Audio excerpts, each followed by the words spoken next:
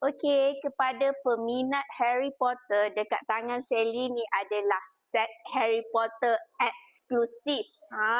Nampak ni. You all akan dapat briefcase macam ni. Tengok briefcase dia. Memang sangat cantik dan eksklusif. So, bila anda beli, emas ini akan dipostkan ke rumah anda dan anda akan menerima exactly briefcase yang macam ni. So, kita buka.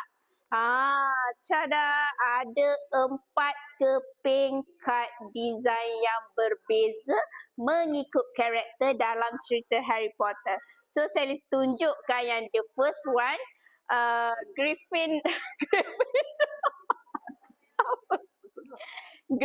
yang the first one, Gryffindor.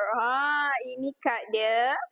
You all tengok warna merah maroon macam ni. So, emas dia ada dekat sini. Emas 1 gram, logo Harry Potter lah. Kan? 1 gram. So, kita masukkan ke sini. Ada slot, and then the second one, apa ni?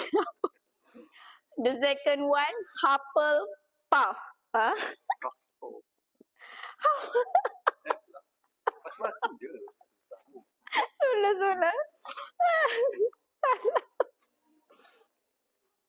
Okay, so yang the second one adalah Hufflepuff. Hufflepuff. Okay.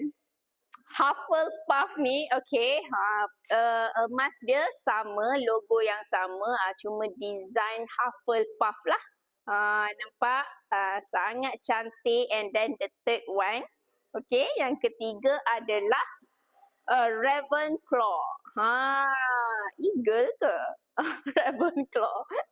Sally tak tahu sangat Harry Potter. Oh, gagah. Claw. Kalau tu cakap. Okay. Ravenclaw, okay. Yang ketiga ni Ravenclaw, dark blue. Sangat cantik. Sama juga logo dia, emas dia, logo Harry Potter. And then akhir sekali adalah Slytherin. Ular Slytherin, warna hijau pekat macam tu. Logo emas, logo Harry Potter. Okay. Sangat cantik bagi anda yang minat dengan Harry Potter. Saya tahu ramai peminat Harry Potter di luar sana. Jangan lepaskan peluang untuk memiliki emas edisi Harry Potter ni. Saya dah jual banyak set. Okay, anda jangan terlepas sebab dia edisi khas. Sangat limited stok dia. Kalau dah habislah. Okay, so bagi yang ingin mendapatkan set Harry Potter ni, boleh tekan link dekat bio.